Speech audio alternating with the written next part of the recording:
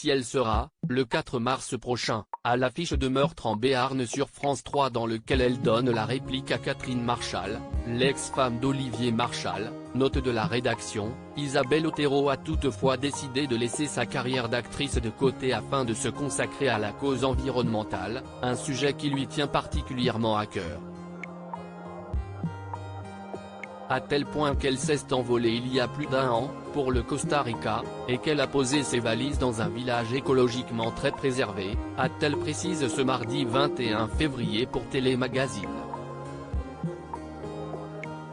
Un choix de vie radical, qu'elle ne regrette pour rien au monde, bien au contraire. J'ai abordé la soixantaine en me demandant ce que j'avais envie de vivre, sachant que j'ai la même énergie qu'avant. Il se trouve qu'au Costa Rica, il y a de l'eau et du soleil. C'est un lieu propice à l'abondance. J'y suis parti il y a 18 mois et depuis, j'ai planté 3000 arbres.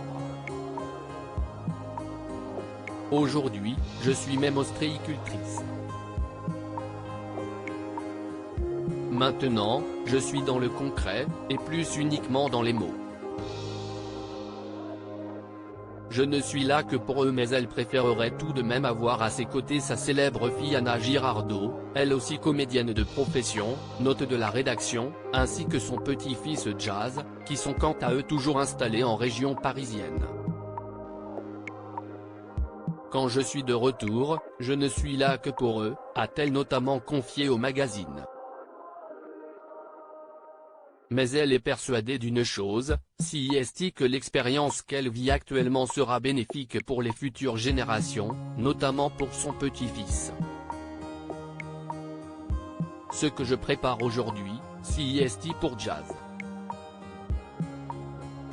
Quand il viendra au Costa Rica dans 5 ou 10 ans, il découvrira un territoire qui ne ressemble à rien de ce qu'il peut voir en France, a estimé celle qui, aux dernières nouvelles, partagerait sa vie avec Joachim Roberfroy, un ostéopathe de 50 ans spécialiste du développement personnel et professeur en psychologie énergétique. Un couple dont on a toutefois plus de nouvelles depuis un certain temps. Leur histoire serait-elle terminée? Le suspense demeure intact.